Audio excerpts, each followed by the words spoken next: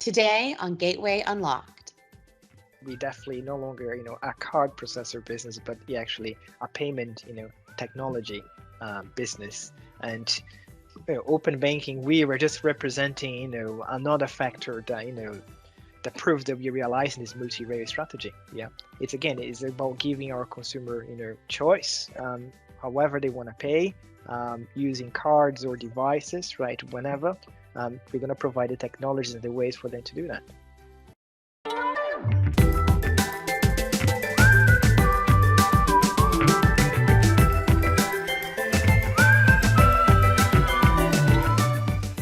Hi, and welcome to Gateway Unlocked, Mastercard Payment Gateway's podcast, where we connect with teammates from across the globe and organization on payment trends, innovation, and ideas that are shaping our business. I'm Anne Herrera, and today we're talking about open banking with Cecilia Lundh and Diego dos Santos. Hi, everyone. So my name is Cecilia Lundh. I'm in the open banking product team in London, where I work with our open banking solutions, particular payments, and our merchant payment solution. Hi, my name is Diego. I'm a product director at Mastercard Payment Gateway Services, and I'm leading the new payments strategy for Mastercard Payment Gateway Services. Well, it's really great to have both of you guys here. And I know you have a very busy schedule with open banking. So thank you for joining us today. So open banking, I feel that it's definitely top of mind for everyone in the payments industry, especially for the last few years. But while it might be a new phrase, it's really not a new concept, is it? It's a bit of an old concept. Can you guys share, what is the history here with open banking and really how it's matured over the decades? Let me start. So I think it's fair to say that the UK is one of the leading markets when it comes to open banking. And it started with an initiative from the Competition and Markets Authority to increase competition and innovation in the industry. And it started in 2018. And they provided a framework to allow bank customers to securely share their data and give account access to third parties that wouldn't normally have access to those accounts. And that allows the third party to provide bank customers with better financial services, more choice, for example, in how to pay, and ultimately lower prices. And Europe was a quick follower. So in September 2019, PSD2 came into force in Europe, and there's many other hotspots around the world. So Australia, where it's primarily about account access, South Africa, Mexico, Brazil. Mexico is really focused on financial inclusion. So a lot of areas have their own flavor of it or their own focus. In most markets, it's been driven by regulation. And the US, it was an industry-led initiative. Exactly that. Just in terms of the US, they've been doing this for quite a long time, but like Cecilia said, is an industry-led approach. So basically, innovators, fintechs, and companies work together with banks to create a standard to share, data among them, right? What we are seeing though is, like Cecilia said, UK and Europe, they are the leading in open banking space, especially because of they have this backed by regulators, which you can see a difference in terms of uptake and the speed this is happening.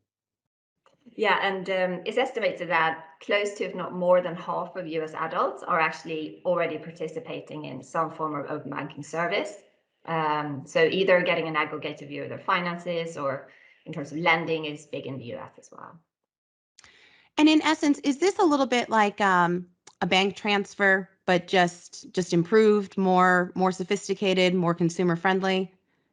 Yeah, it is improved because you have all the information is auto-populated. So that's a big improvement. So that reduces the margin for error, people mistyping, sending the payment to the wrong place. So everything's auto-populated. The journey on a smartphone is linked to the payer's online banking app. So that will open up automatically. It leverages the biometric authentication. So Face ID, thumbprint is actually so fast you almost don't notice it. So very frictionless. And then the payment's authenticated, and authorized, and it's all with the payer's consent as part of the process. No, that's great. I think it's interesting that you had, Cecilia, a great stat that you said. I forgot what the percentage was, but that a lot of U.S. people are already engaging with open banking, and they maybe it's just a new phrase that they haven't heard of. What are some examples of some open banking that perhaps even I'm engaging with and unaware of? Yeah, so one can be personal finance management. So if you have an app where you're able to connect multiple accounts from different providers, so it can be payments accounts as well as credit cards. So connect them all together. And this can even be between countries as well. To get that consolidated view of it's a little bit scary actually, because you can see exactly what your financial position is, taking everything into account. So plus and minuses.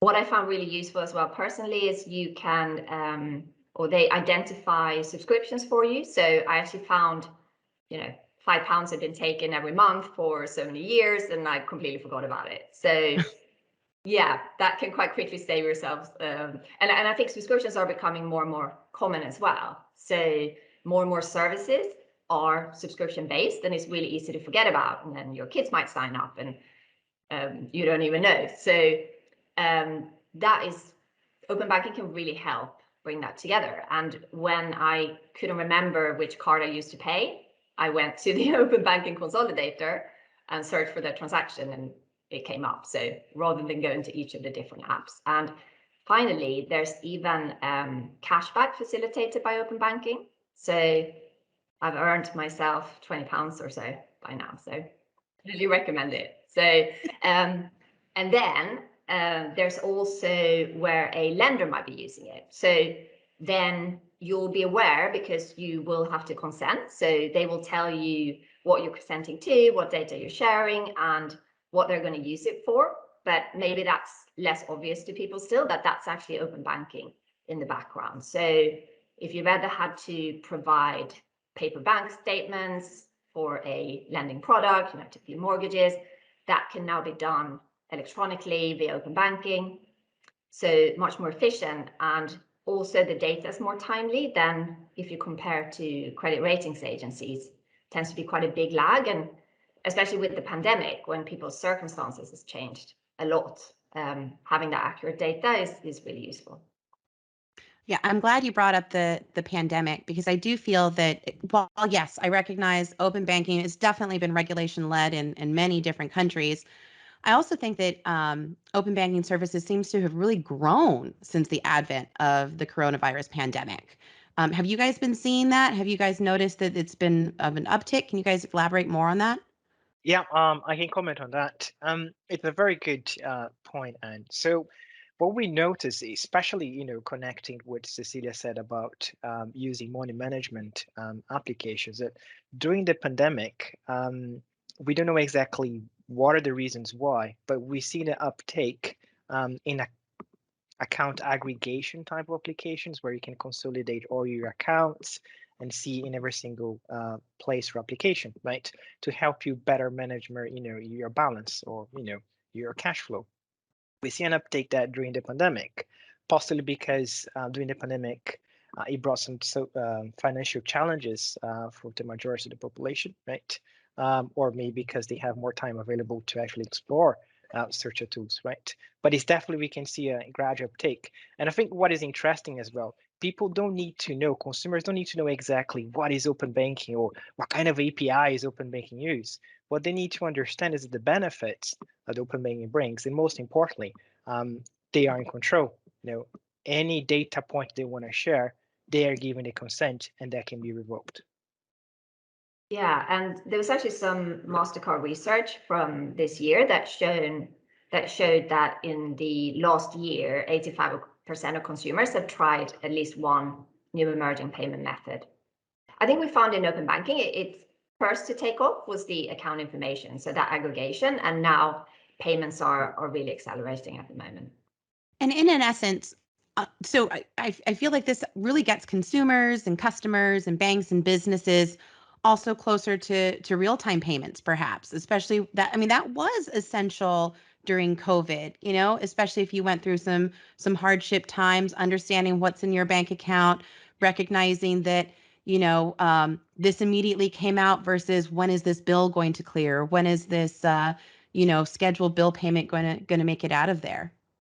Yeah, no, that's true. And there's, you can sign up for alerts, you can track your spending over time, you can get hints as to, you seem to have money left over, now's a good time to pay it back. And in terms of lenders, they use it also, so not just how to make the decision on that initial credit, but also when to collect. So there's both a financial inclusion element in terms of getting more people into the financial system, but also in terms of debt management, so helping people manage their debt, and also making sure they don't sign up for products that they actually shouldn't have, because they might get them into trouble later. So even if the initial, say it's declined, that might not be the result they wanted, but if it's the right decision, then that's for the best. So I think having more timely insights is definitely helpful for everyone.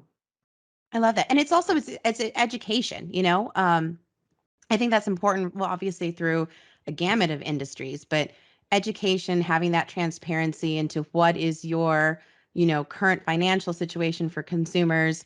And then, banks and banks and merchants also having that insight and that transparency is essential, and it's wonderful. I think we'd be amiss if we didn't talk about the regulations, though. So while I know we had very, timely activities with COVID really exploding, the amount of open banking happening across the globe, since 2018, I really feel this has been a more of a regulation driven. And I think that open banking is definitely a positive from perhaps SCA. Maybe it did SCA think secure customer authentication perhaps be a catalyst perhaps, and also moving the growth in open banking? So in terms of the strong customer authentication, I think the beauty of the open banking payments is that how elegant they managed to combine this. So meeting the payments directive requirements, or revised based on directive requirements, the PSD2, right, with the strong customer authentication requirement, right? Which Cecilia, previously described. You can easily at the checkout page in an e-commerce website. Select your bank account, be redirect to your mobile banking app, and use your biometrics to authenticate the payment. So basically meeting that something that something that you have, and something that you are, right? So I think that could be a good opportunity to allow merchants to have another choice of payments to support, but also consumers as well to have another choice to make payments as well. I'm glad you really talked also about PSD2. And then, lastly, what about GDPR? But that was another huge, significant regulatory trend. How has that pushed open banking along? How has that shaped it? It's a very good question. I think what we're trying to emphasize here is that open banking is not about APIs or actually just payments, right? We're trying to show that open banking is about data, right? And in this 21st century, digital economy that we have, lots of data is being generated, right? And when we're talking about regulation, we also need to understand that regulation doesn't create innovation. Normally, it's the other way around. Innovation is created, or regulation follows innovation. Someone already, or a group of people or a cluster started creating something new, right? And then the regulators comes to implement a legal framework that everybody can have access to it in a fair way, right? So with all this data being generated, regulators understood that we customers own the data, right? And we Hmm. need to be able to have more control and visibility about how our data use. Going back to this, data points that you want to decide who you're going to share with, and why for how long, right? In order to have some benefit back, which could be a tailor-made product or services, right? So if you see, GDPR was implemented first, right? Kind of a paving the way for then the revised payment service directive being implemented, which of course taking into account GDPR, but also taking into account the payment side of things, and creates a good framework for us to start exploring with open banking. Yeah, no, absolutely. And especially with, a little bit of a new payment, there's always adoption, of course, understanding advantages, but also the security behind that and making sure it's a secure payment. I'd love to talk a little bit about some of the advantages of open banking for both merchants and then also for customers or consumers. You know, I could definitely see so many advantages for merchants, and I'd love for you guys to tell me more. Obviously, consumer insights, getting that data, perhaps simplifying processes. What else is there? If we start by building on the security, so the kind of safety and security theme. So one is we talked about there's consents required, authentication happens at the customer's trusted bank. It's got strong customer authentication, leverages the biometrics, etc. And importantly, the payer's account details are not shared with the merchants. And we also had some recent research that 85% of consumers who don't store the card on files with merchants, they say it's because of security concerns. So the fact that open banking, that the details are not shared with the merchant, that's helpful. It can also help the merchant as well, because they don't have that burden of looking after it appropriately. And also the merchant's account details are auto-populated, so they can't be changed, which is another opportunity for fraud, trying to change the destination account. No, please just complement what Cecilia said. So you have this, solution that makes the checkout frictionless, right, and safer, right, for the consumer and for the merchant as well, right? But also to add on top of that, especially for the merchant side, you have a faster settlement, which help with the merchant's cash flows, right? Especially if you look into, SME merchants, right, which is very important for them. So those factors are important, and reach. By default, for example, in UK, you're going to have access to over 95% of account holders, right, to begin with. So for day one, this is actually it's a good and important number to take into account as well. So again, it goes down to choice, merchants understanding what is the digital strategy, their business model, which use case they support, and to see if open banking account-to-account payments is the best solution for them.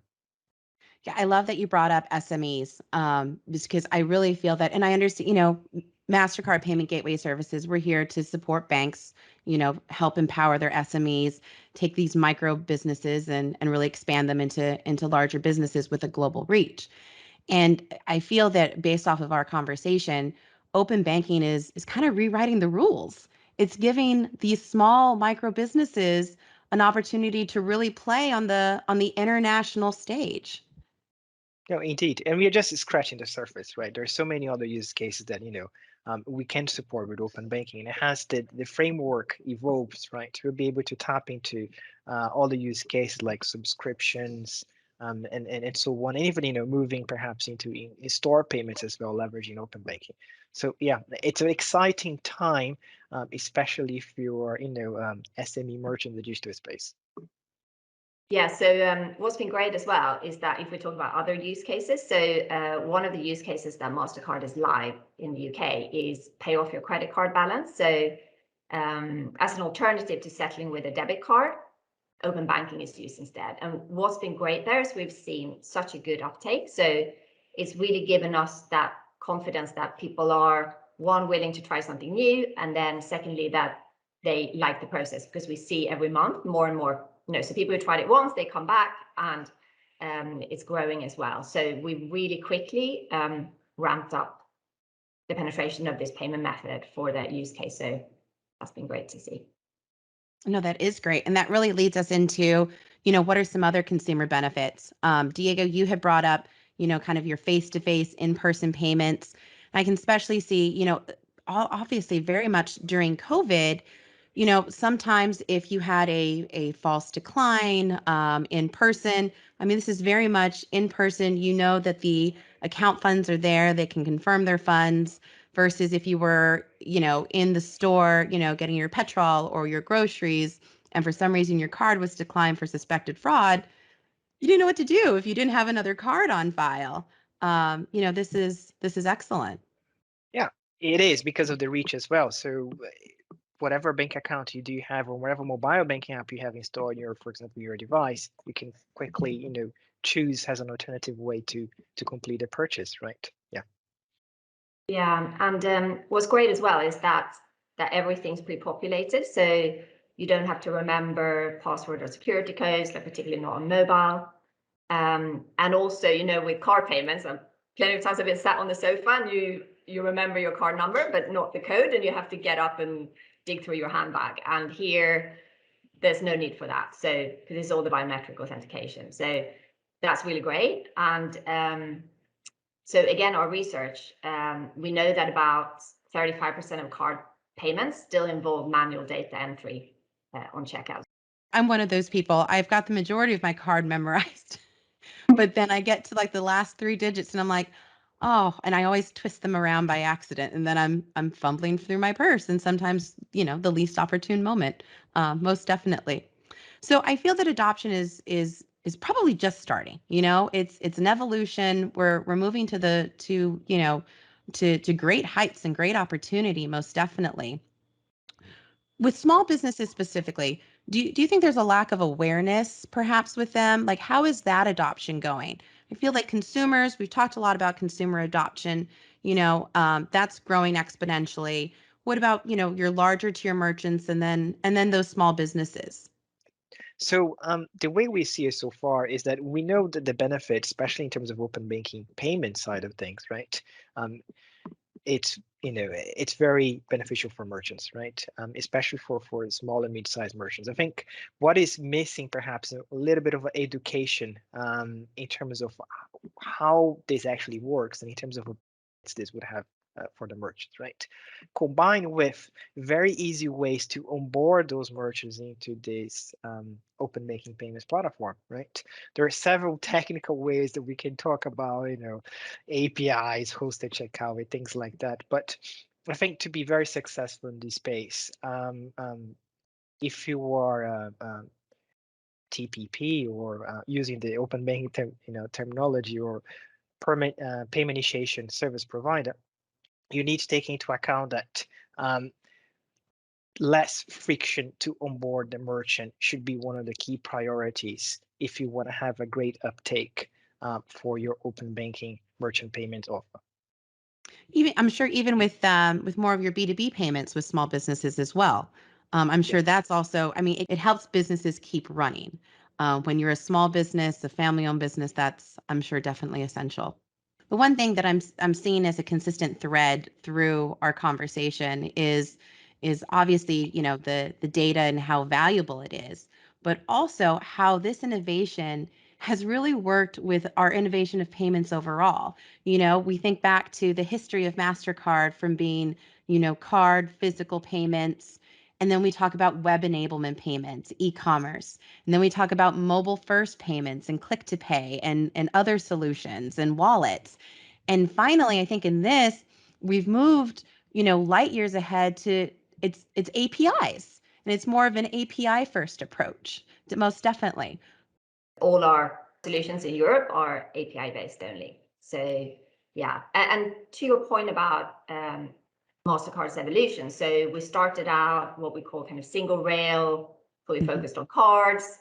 Now we've diversified across multiple rails. So bank account based payments. So one in terms of infrastructure with the acquisition of Vocalink, Transfast and Nets, corporate services. Of course, in open banking, we have the acquisition of Finicity, which very much multiplied our open banking employees, to say the least. So but also digital wallets and more recently blockchain. So that multi-rail vision is really being executed on now, which is great to see.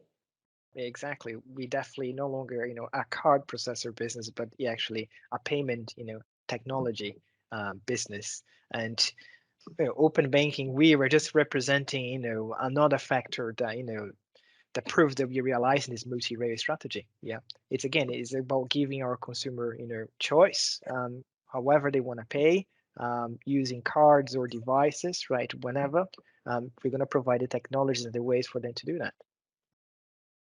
Is it also a challenge, I would think, from taking these legacy systems bringing them up to date into new API architecture and standardizing that a bit. I mean, we talked about regulations and regulatory standards and technical standards, but I'm assuming we have a massive team working on this just as well as really trying to standardize everything so that it does work smoothly for our banks and our bankers, our bank partners, customers.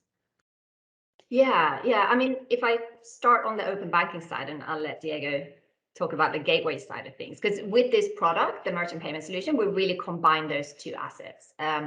In open banking, we're brand new, so we don't have to worry about the legacy systems, but being brand new has its own kind of challenges. So, and we see differences in different markets. There's a number of different API standards across Europe, and what our Open Banking Connect product does is it takes away that pain of that complexity from our customers. So we work with each of the standards, and even within the standards, the different banks have different interpretations of the standards. So we deal with that complexity on behalf of the customers, and we provide a set of unified APIs that can be used across obviously the different underlying payment rails, the different open banking standards, etc. So different challenges in being new, and sometimes we are the first ones to connect to a bank.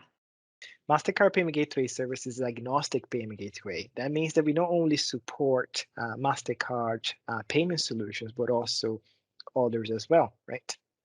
So we have over 30 type payment methods that we support in the gateway.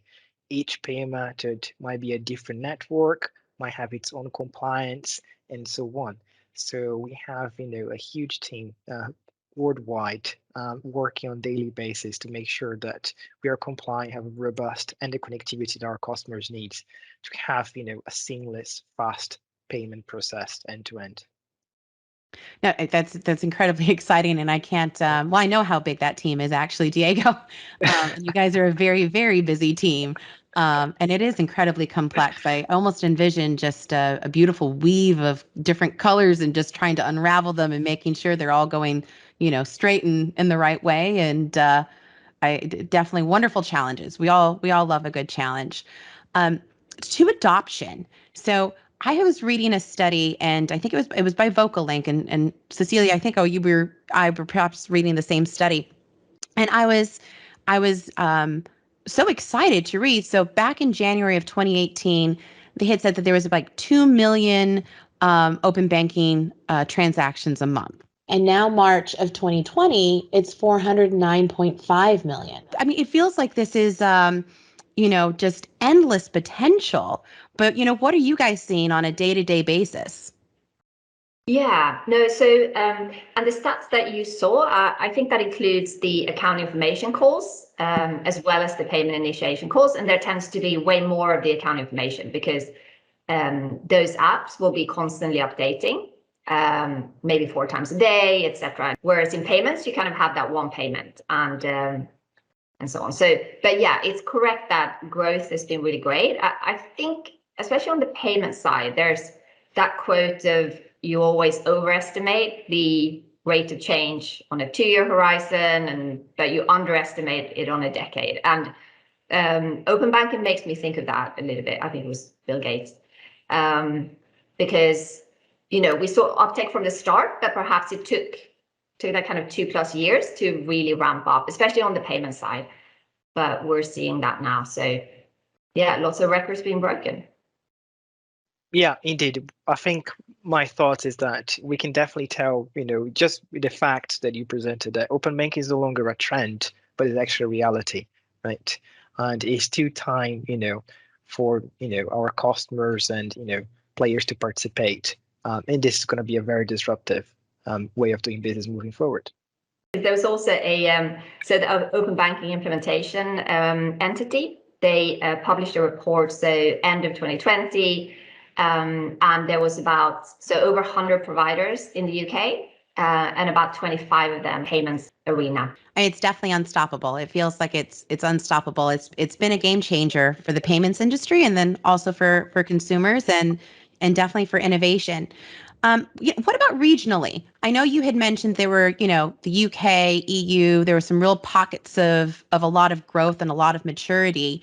I think it's what now, 36 countries and the EU are both hosts to kind of open banking initiatives.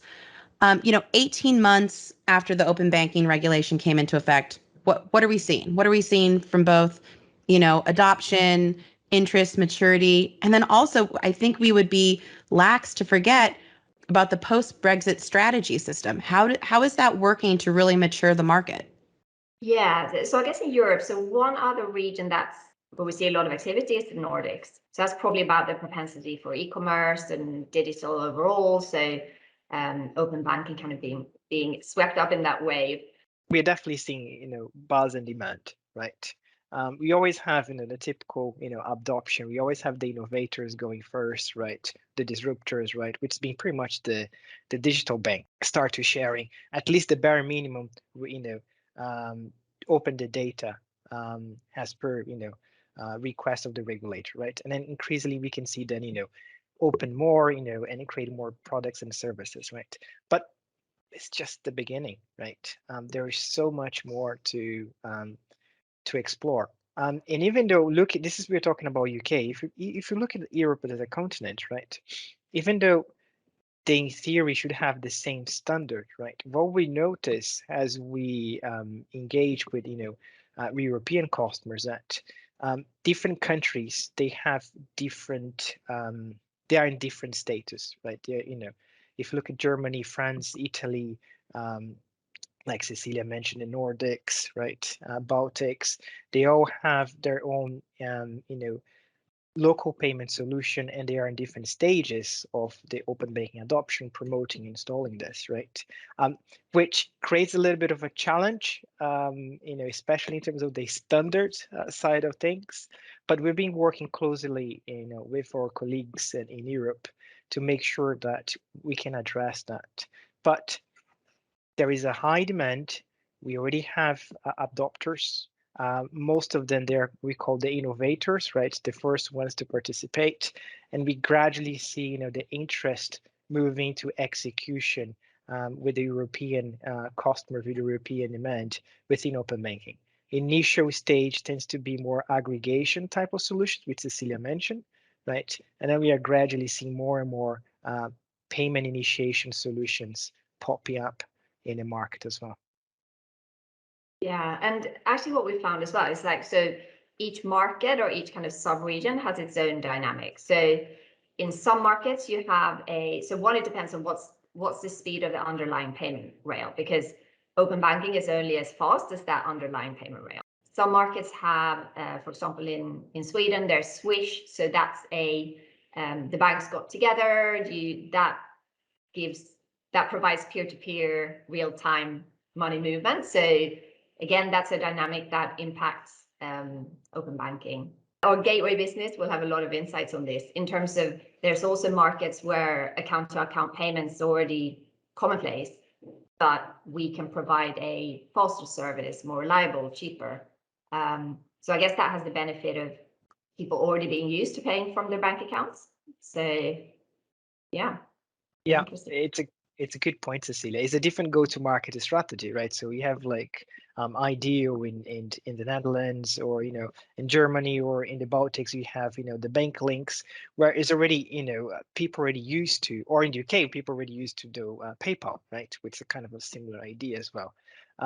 But when you look at countries like, for example, Italy, I have close friends from there, and I remember being there a couple of years ago and asking about open banking and things like that, and I got several, skeptical Italian friends say, it's not something that I would see myself doing it, but because that, the card or the cash culture is still very strong, right? But the uptake might take longer, right? Because it's not only about the technology, but also changing the consumer behavior towards be more inclined or sharing the data with their consent and control, and also adopting online fast payments as well as a way to make a purchase.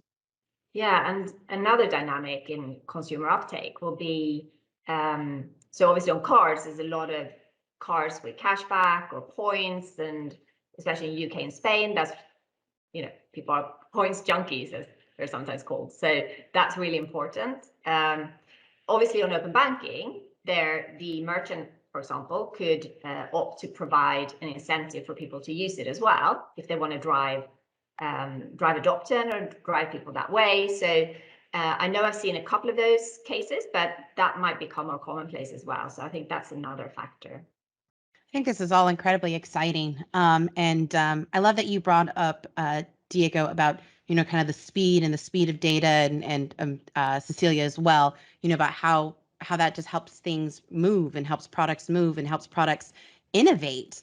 And I know we've always had wonderful relationships with our banking partners, our banking customers, but this is really the next phase of how our collaboration can deliver such superior products for both them and then also for their customers and their consumers. How are you seeing us work with banks to really deliver and innovate and get some great solutions to market? I'm just going to make a quick comment. I think banks, they are in a unique position here to take a step back and rethink their overall strategy to engage with their customers, right? In the same way that now, that if you're talking about UK and Europe, right, that they have to be compliant with the open banking request to share the data, right? And they need to address that. There's also an opportunity as well for them to capture and rethink how they can develop great products, more customer centric, right? Which not only the data they currently have from the consumers or the customers, but also the data that the consumer has with different providers as well. Right? So I think that it's a unique opportunity, and that's what I think we're trying to present to our Mastercard customers, the new horizon, right? And how we can work together to explore that. In relative terms, easy for our customers because we're able to provide that full suite of technology, a merchant portal to view the transaction, and everything can be white labeled to our customers. Yeah, it's spot on, Cecilia. I think we've been working with MPGS for a long time now. I think that would be great. You guys seem like a great duo. Okay, so my very favorite part of the entire podcast is, we're almost at time anyways. So you have a captive audience here, Cecilia and Diego. In 5 years, and I know we had already made the comments of, 2 years is perhaps you overstretch your ideas, your expectations, and 10 years, you've exceeded them. But so we'll start in the middle. We'll start in 5 years. Where do you see open banking in 5 years? Probably no longer considered alternative. Maybe it's considered mainstream. Not holding you to these expectations or predictions, of course, but you've got a captive audience. Let us know. What do you think about open banking in 5 years from now? Yeah, I think on the payment side, I do think we'll see strong adoption, and I think we'll also see it increasingly being brought to the physical world. So bringing it into stores, etc.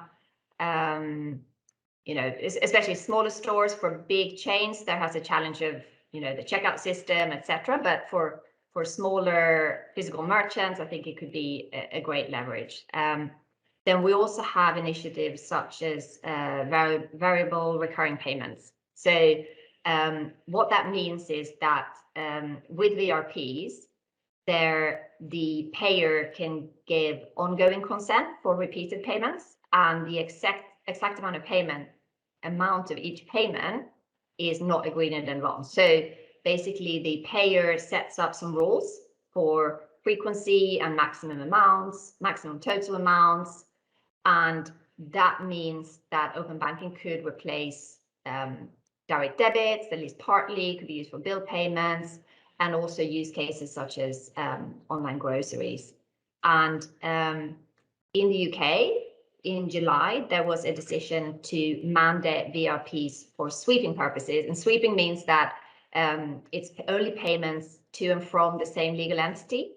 And that was mandated for the UK's larger banks. So whilst that doesn't enable the bill payment use case, because you'll be paying a different entity rather than sweeping money between your own accounts. That's given a big boost to the likelihood of BRPs being implemented. So that's getting people excited. Wow, what should I say after that? That's fantastic, isn't it? That was great. Cecilia's great, isn't it? So yeah, I think just to be very utopic with my thoughts, I like to use the term that I think was a person called Luis Belmont, kind of a strong advocate of open banking, said about B2Me, right? Which leads to open finance, right? What I'd like to see in the next 5 years is not only having access of saving accounts, but more like what Australia is trying to do. Different type of accounts, right? Your phone account, your phone bill account, your gas, whatever, everything you combine, right? Is being part of this ecosystem, right? Your pension, right? Be able to see and manage, see the, how red you are or how blue you are, depending on your personal finances. I really want to see this embedded in our, behavior, and forget spreadsheets. We don't need spreadsheets after that. Yeah, I do think it's great for a kind of busy person, and we're all busy. There's so much we're managing: work, home, fun, and making it easier. So one, having everything on your phone, having it all aggregated, all in one place, getting alerts. Obviously, you can't have too many alerts, but sometimes they're really good. So yeah, that's definitely made it easier. And yeah, I was happy to see that I actually was managed. So I'd already consolidated my UK accounts, but then I was able to link my Swedish bank account as well, and I could truly get my get my net position. Yeah, no, that's very exciting. I think that this is, like I said earlier, it's a game changer. It is an evolution, and we are at the start of it, most definitely. So it was very exciting to share some time with you guys who are in the middle of it all. I think we're just at time, so I want to say thank you so much, and I will talk to you guys next time.